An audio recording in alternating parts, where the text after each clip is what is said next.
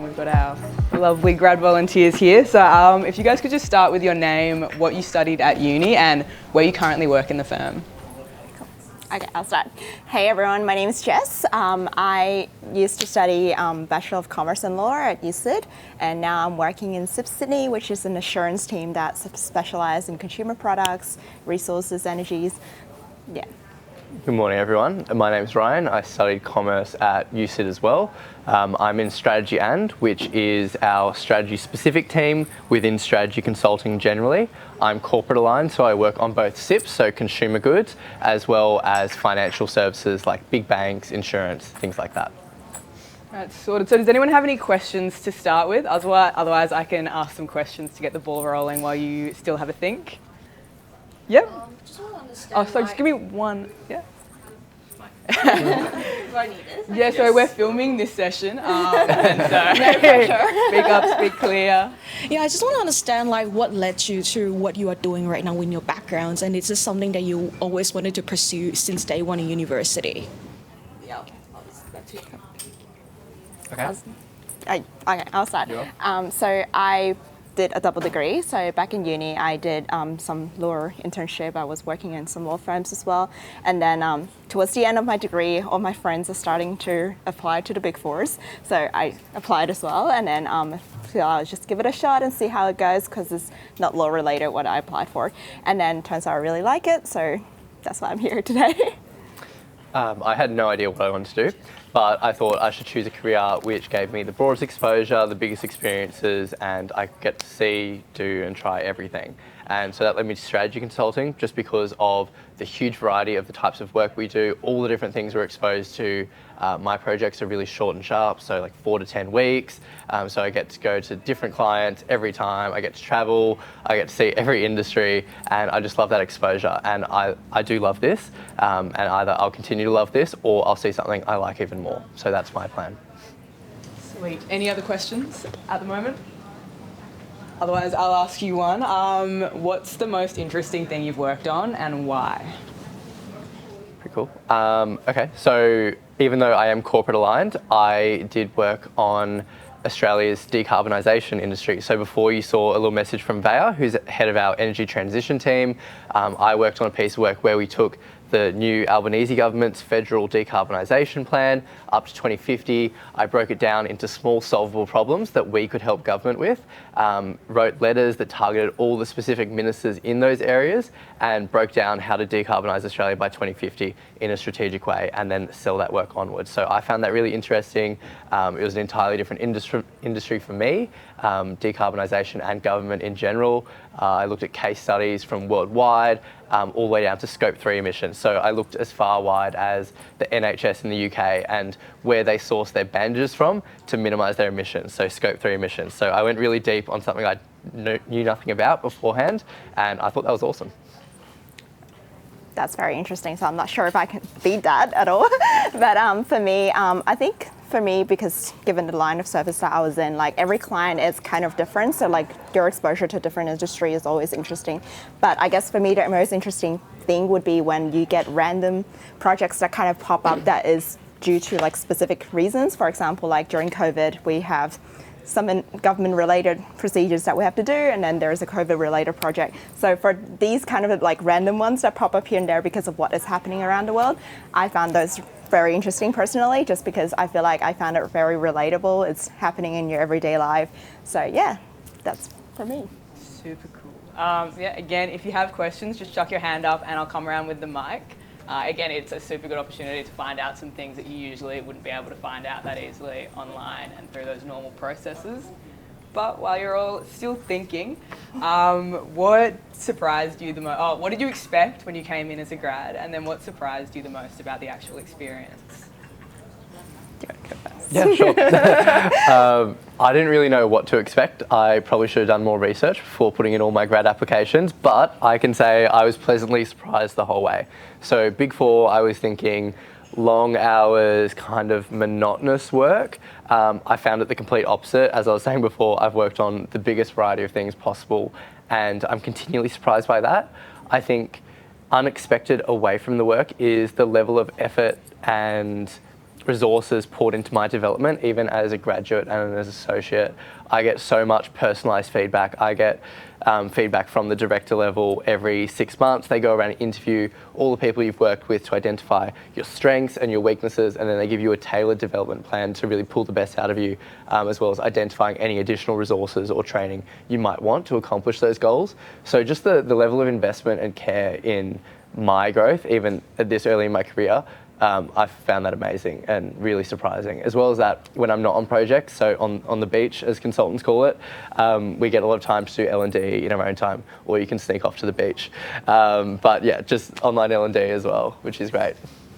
Yeah, I would say I'm on a similar shoes in the sense that I don't really know what I'm expecting when I sign myself up, because I kind of was like doing something completely different, and then I kind of signed up because everyone is doing so I was like, yeah, give it a shot. And I would say also pleasantly surprised by the people. So I'm a very people-oriented person. So I enjoy work a lot more if I feel like the team is great, the culture is great. And so for me, I think I'm most surprised by how everyone works together. Yes, every day you would have different challenges from your work, but like it's the team bonding and how you interact with your team that for me makes me feel like it's very important for me, and I'm also very pleasantly surprised by it. Yeah, I completely agree with that. I find the people, super cool to work with. Again, there's got to be like 1 or 2 questions, otherwise I don't know. No, I'll keep going with questions, that's cool. I have some prepared. Looking back to when you were at uni, is there any advice that you wish someone had given you about the whole application process that you weren't provided during it? I think that any and all of your experiences are valid, especially in consulting. They really look for diversity of experience. So I had a lot of things that I thought were random and I wasn't sure whether to include them on my resume. I didn't go the classic internship route. I just did weird international experiences and worked all these odd jobs. But I found that when I put it on my resume, the interviewers often want to ask me about those rather than my uni degree or what was the time, you worked well in a group, or boring things like that. Like, what's your biggest weakness? They asked me about my specific experiences, and it really demonstrated that I could bring a more diverse set of perspectives to the team that I was potentially joining. So I found that really valuable. And I would encourage everyone else to do the same. Just everyone has experience, whether you land 15 internships or none. I think everyone has some unique perspectives and unique backgrounds that they can bring to any role they're applying for. And I think it's really valuable to put that forward on your applications and during your interview process. Yeah. I guess for me, back in uni, I guess like from other career fairs, like function that you go to, you always kind of get this impression that you need to plan your career very well when you get interviewed, and you need to answer that this is exactly what I want. But I think it's also very important to be like open and genuine in like when you go with your interviewer. Just tell them what you're really thinking. Because for me, I guess like people, when they interview me, they're like, oh, you did all the law internship, why are you applying for an assurance role now? Because that's stood out to them, right? But just be open and tell them what you're thinking. And sometimes like that's when they really bond with you and like feel like, oh, I'm making some kind of personal level of connection with this person because I'm understanding where they're coming from and understanding what they're trying to achieve with the career. Yeah, fully. Just out of interest, who here is interested in joining the assurance business? That one. And what about strategy and? Like yes. Consulting has a pretty good reputation. Yeah. And again, fantastic opportunity to get some questions answered. But otherwise, I've still got one more question. Oh, you can ask me anything. They said we have to be authentic. We can't be too mean, but we're very authentic. It doesn't even have to be about work. No holds barred. Haircut. Ask curly questions. I'm here for it. Yeah. So if you just hold that near your mouth as well. Okay, so what kind of extracurricular did you guys do during uni? Yeah, of course. So my extracurriculars, I was involved in a lot of societies, both as a general member, as an exec. At UCID, there's a run club. There wasn't one before I started, so I founded the UCID Run Club. I mean, not very related to corporate, but it shows an interest in leadership and willing to take initiative and build new things. So I think even though running isn't related to what I do now, sadly, I still think it was very valuable. As well as that, I did an exchange, which was awesome, and as I said before, really brings in that international diverse experience, shows that you're willing to take chances, move to a new country for a bit. Other than that, I think just industry placement, which is pretty standard subject. You can do a UCID, so nothing too crazy out of the ordinary. Yeah. So for me, I did my course related kind of societies, and then because I did law on the side as well, so I participated in like juvenile mentoring program as well. But I think for me, the one that I'm probably the most involved in is called ISAC. I'm not sure if anyone heard of it. I know at different unis have it as well. So it's a youth-run organisation. They focus on like cross-cultural experience and volunteering. So that's probably the one that I'm most involved in. So we've got a few more minutes left. Yeah, just hold that up near your mouth. I just want to know about what is a typical day in your life, in your role, and what are some of the skills that you think your degree actually help you in performing your tasks in your role? Okay, typical days, because I work in assurance, so you basically work on different clients every time, and when you work on different clients, they're quite different. You go to client side, so there is no, I guess, typical day as such, because it could be different every day, but you would have client meetings, you would have your internal team meetings, and then you would basically do the working and bashing with your own desk as well. So that's kind of the, I guess, typical day, as you call it. In terms of how uni skills helped, Excel, oh my gosh. Like when I did uni, I was like, oh my gosh, Excel, I hate it. And then like, no, it's so important. It's so helpful, all the things that you learned in how to use Excel. Or even like, because like law is my second degree and it's not related right now, but it's just how you're trained to think about problems when I did my law courses. I think that's also applicable. So not necessarily sometimes, even though it might not directly be applicable, like it still helps you in some way. That's how I feel. Cool. I thought I would be very authentic and bring up my schedule from yesterday. So the day in the life of a consultant, you normally start with a team stand-up. So you get together with your team in a little huddle on 14 strategies on the other side of this floor. So we have little breakout rooms, all the team will get together. Some people will dial in from home depending on how they're choosing to work that day. We'll talk about all the meetings and objectives we have for the day.